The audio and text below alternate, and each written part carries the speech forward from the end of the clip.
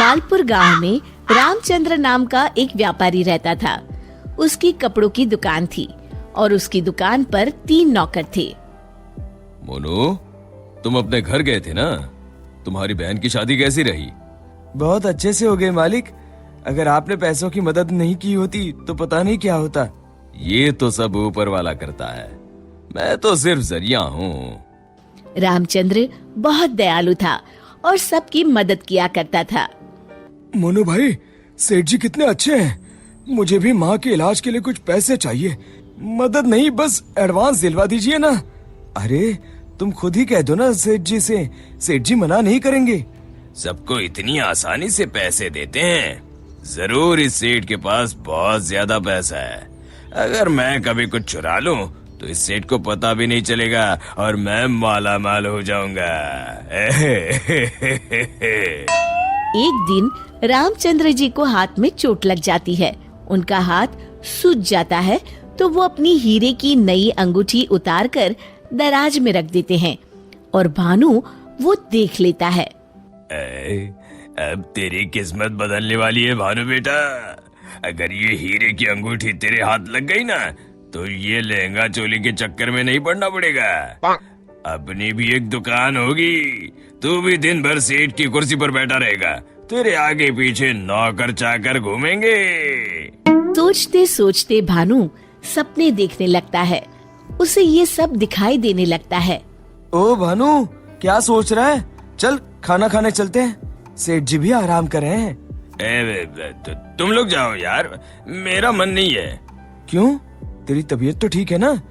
हाँ भाई, मेरी तबीयत एकदम दुरुस्त है, बस कुछ करने का मन नहीं है।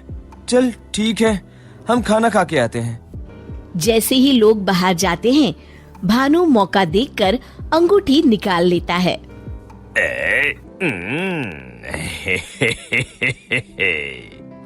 शाम के समय। आज का हिसाब खत्म करो बच्चों, अब दुकान बंद करने का समय हो गया है। जब वे दराज खोलते हैं, अरे ये क्या, मेरी अंगूठी कहाँ गई? मोनू, भानु, भोला, तुम लोगों ने मेरी हीरे की अंगूठी कहीं देखी है क्या? कौन सी अंगूठी मालिक? क्या हुआ मालिक? अब कुछ नहीं, अब कल सुबह मिलते हैं। रामचंद्र रात भर सोचते रहते हैं। अगली सुबह। आज दुकान को दुल्हन की तरह सजाओ, हर आने जाने वाले का मुंह मीठा करवाओ, आज बड़ी खुशी का दिन है। ऐसी क्या बात है सेठ जी?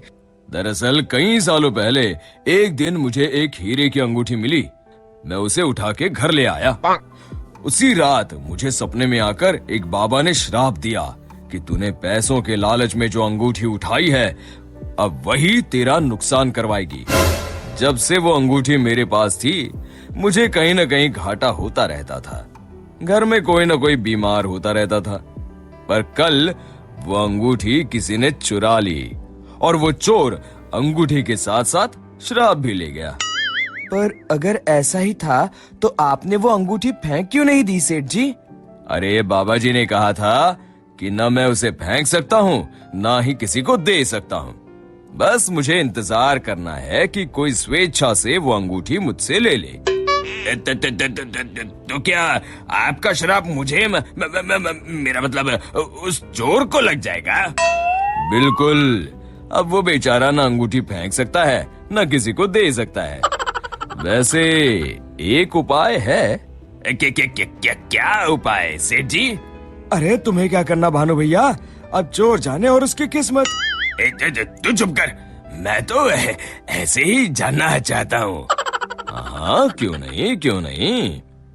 दरअसल अगर पूर्णिमा की रात को चोर हमारी दुकान के पीछे वाले बरगद के नीचे अगर अंगूठी गाड़ दे तो वो श्राप से बच जाएगा। तो आपने क्यों नहीं ऐसा किया सेठ जी? तू मेरी जान ले ले। अरे भाई, मुझे ये उपाय अभी पता चला। कल पूर्णिमा है, कल मैं उस अंगूठी को गाड़ने वाला ही था। लो कर लो बात, अब तो चोर गया काम से। भानु पसीना पसीना हो जाता है। रामचंद्र अगली रात बरगद के पीछे छुपकर बैठ जाते हैं। तभी उन्हें एक परछाई आती हुई दिखती है। जैसे ही वो परछाई पेड़ के नजदीक आकर गड्ढा खोदने लगती है, रामचंद्र जी सामने आ जाते हैं।